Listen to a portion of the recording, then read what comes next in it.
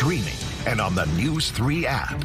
This is News 3 with breaking news.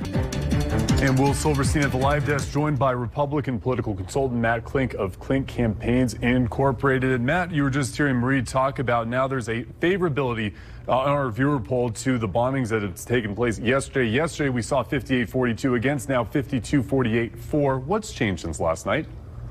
Really, nothing has changed other than more information has come out about the strikes, how limited they were. You know, note that no civilian population, no military targets, only 3 nuclear targets were attacked. And the fact that no shots were fired at the American planes, obviously, or at the Tomahawk missiles, and that everyone got back safe. So, I mean, all in all, it was a successful raid, and America loves success. We heard what AOC's comments were, calling for a potential impeachment inquiry last night. But what are your thoughts on how Democrats have responded in these last 24 hours? You know, the Democrats are really grasping for messages right now. They say that, Donald Trump should have consulted with members of Congress. The whole point of what Donald Trump did with such effectiveness today was operational security. And he kept this a secret. He moved the pieces into place, and the attack went off with very, very few people knowing that it was going to happen. He did notify the leaders of both the Republican and Democratic parties in advance of the attack and said that it was going to occur. He's required to do that.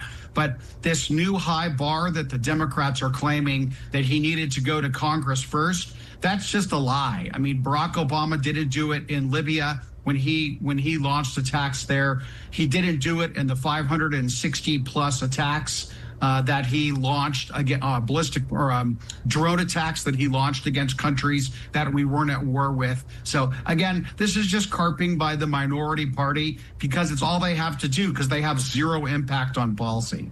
Since the president's first term, we've seen more folks, and perhaps these are the podcast bros, the ones that have since joined onto the Trump coalition to talk about what their concerns are in Gaza. How does that carry over to Iran? Does it if civilians are affected? And how does Trump keep his coalition here?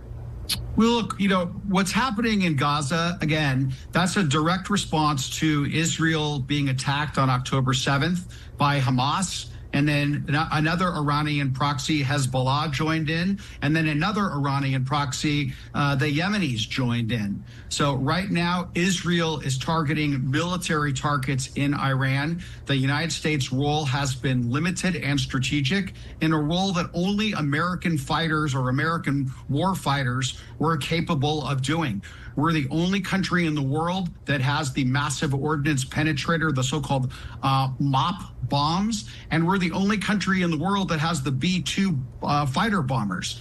So again, our strategic bombers. So again, no other country in the world could have done what we did yesterday, but it was not a military fight.